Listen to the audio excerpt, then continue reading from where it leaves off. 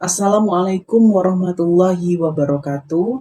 Pada kesempatan kali ini saya akan membahas terkait dengan imbalan kerja pada perusahaan. Imbalan merupakan sesuatu yang diberikan kepada karyawan atau hak yang harus diterima oleh karyawan setelah mereka memberikan jasanya kepada perusahaan. Imbalan ini termasuk ke dalam imbalan kerja jangka pendek, di mana imbalan kerja jangka pendek ini merupakan imbalan kerja yang diharapkan dapat diselesaikan kurang dari 12 bulan setelah masa pelaporan karyawan menyelesaikan atau memberikan jasanya. Tidak lebih dari 12 bulan atau selama kurun waktu periode tersebut. Sehingga imbalan ini harus diberikan kepada karyawan sebagai hak yang harus diterima oleh karyawan dan merupakan kewajiban ataupun hutang ketika belum dibayarkan oleh perusahaan. Perlakuan akuntansi untuk imbalan kerja jangka pendek ini cukup sederhana karena selain imbalan kerja ini tidak memerlukan perhitungan penilaian atau perhitungan aktuaria, imbalan kerja ini juga dapat diselesaikan dalam kurun waktu kurang dari 12 bulan atau dalam periode akuntansi tersebut. Sehingga perusahaan hanya mencatat beban gaji pada utang gaji ketika mereka menjurnal terkait dengan pembayaran imbalan kepada perusahaan. Imbalan khusus diberikan kepada karyawan untuk mengambil cuti dengan imbalan. Perlakuan khusus diterapkan pada cuti berimbalan. Pada cuti berimbalan dibagi dengan laba ataupun bonus. Cuti berimbalan merupakan hak cuti yang diberikan kepada karyawan untuk mengambil cuti namun diberikan insentif berupa imbalan. Selanjutnya adalah pesangon. Pesangon ini adalah imbalan kerja yang diberikan kepada karyawan karena adanya PHK atau pemutusan kontrak kerja oleh perusahaan, oleh karyawan itu sendiri atau secara sukarela, sehingga perusahaan perlu memberikan imbalan atau insentif berupa pesangon.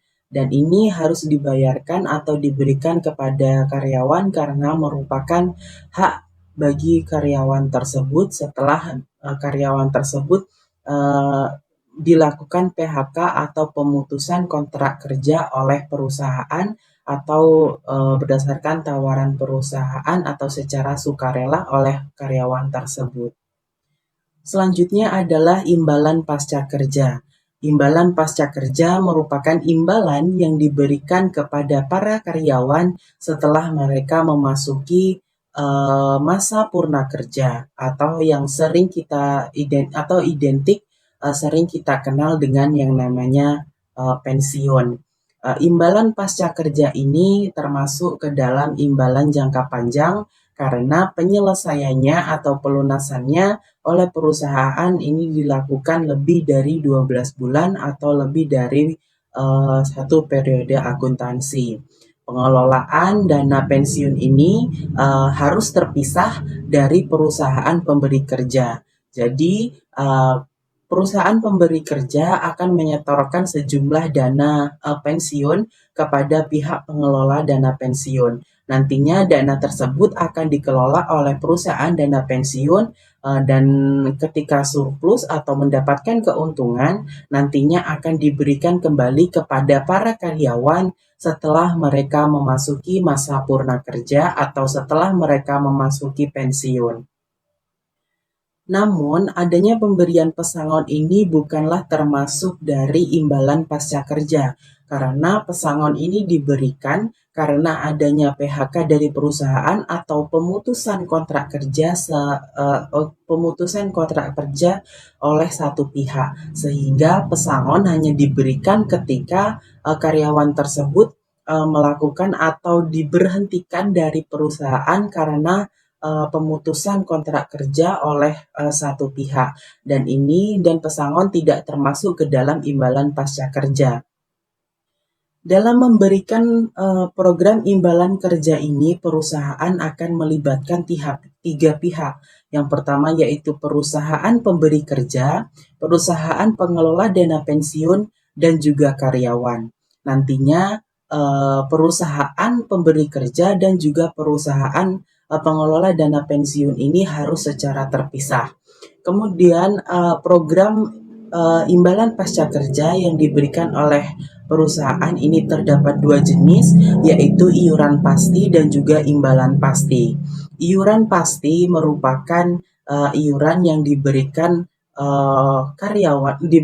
perusahaan kepada pengelola dana pensiun yang telah ditetapkan jumlah iurannya dan tidak diketahui berapa jumlah yang akan diterima oleh karyawan ketika mereka memasuki masa pensiun. Dana ini akan dikelola oleh perusahaan pengelola dana pensiun yang terpisah dari perusahaan pemberi kerja. Nantinya ketika telah dikelola, ketika mendapatkan surplus, maka perusahaan dana pensiun akan memberikan dana tersebut kembali ke karyawan yang mengikuti program iuran pasti ini.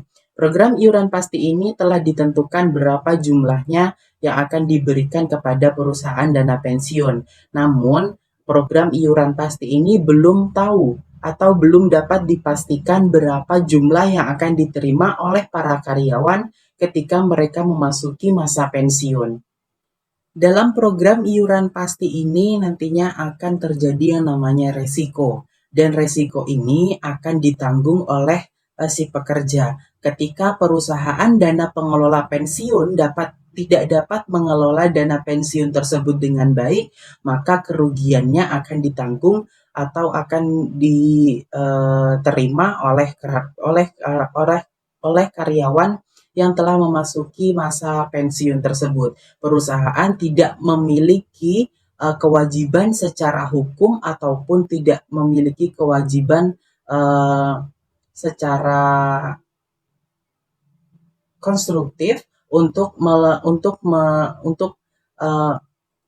menambahkan atau untuk mencukupkan jumlah uang yang akan diterima oleh pekerja setelah mereka memasuki masa pensiunnya.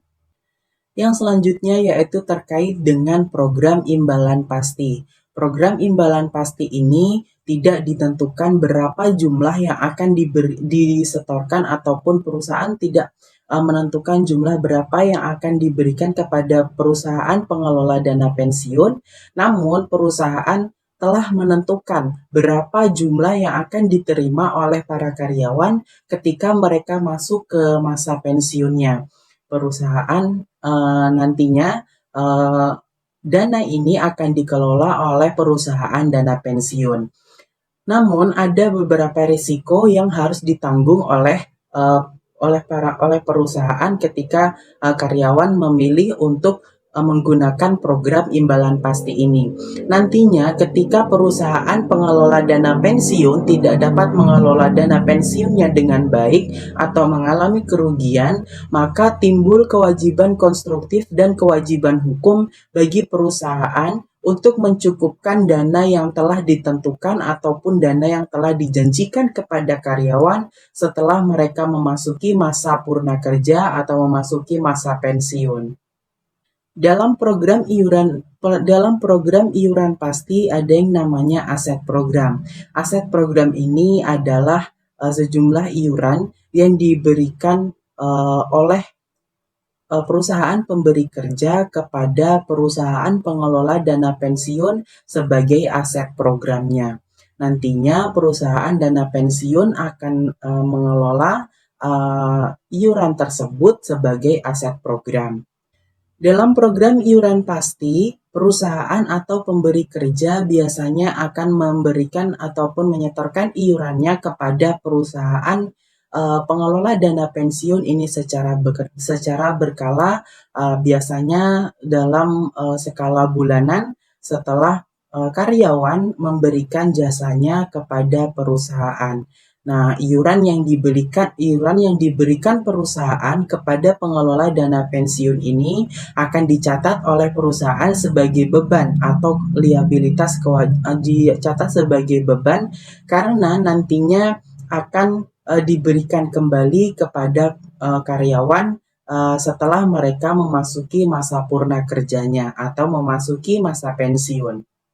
Berikutnya terkait dengan program imbalan pasti. Program imbalan pasti ini akan timbul kewajiban konstruktif dan kewajiban hukum bagi perusahaan ketika pengelola dana pensiun tidak memberikan dana yang cukup kepada karyawan setelah memasuki masa pensiunnya sesuai dengan jumlah dana yang telah ditentukan dan telah dijanjikan. Maka perusahaan wajib memberikan atau mencukupkan dana tersebut sesuai dengan kontrak ataupun sesuai dengan jumlah yang telah ditentukan. Pemberian imbalan pasti ini biasanya bisa dilakukan secara sekaligus atau bisa juga diberikan kepada karyawan bertahap ataupun biasanya dalam jangka kurun bulanan.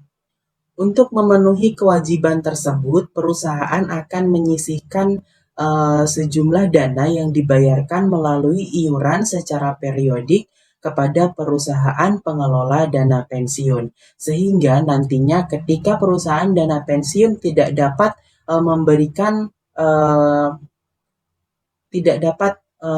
memberikan sejumlah dana yang telah dijanjikan, maka perusahaan dapat memenuhi kewajibannya untuk mencukupkan dana yang telah dijanjikan pada karyawan setelah memasuki masa pensiun. Dana tersebut akan diakumulasikan dan akan diinvestasikan sebagai aset program. Namun ada beberapa resiko dalam aset program itu sendiri, yaitu resiko aktuaria dan juga resiko investasi. Resiko aktuaria yaitu jumlah yang dibayarkan ini berbeda dengan yang diharapkan karena adanya perbedaan perhitungan ataupun asumsi aktuarianya.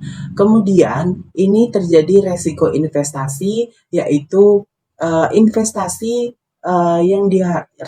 investasi aset program ini berbeda dari yang diharapkan.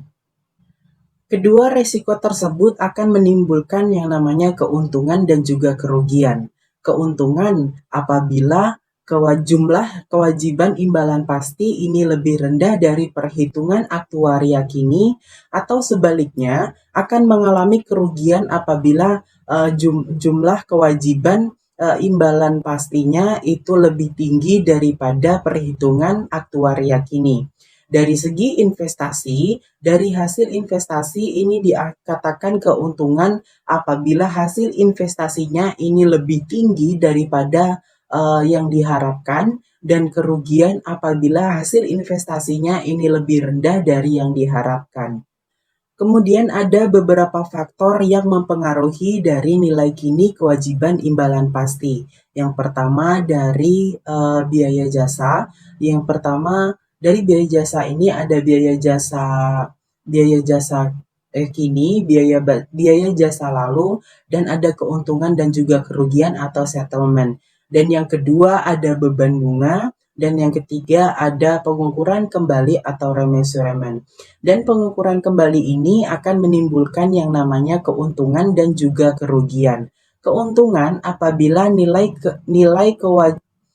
kini kewajiban imbalan pasti ini lebih tinggi daripada nilai kini kewajiban imbalan pasti menurut catatan ini lebih besar daripada nilai kini kewajiban imbalan pasti menurut aktuaria.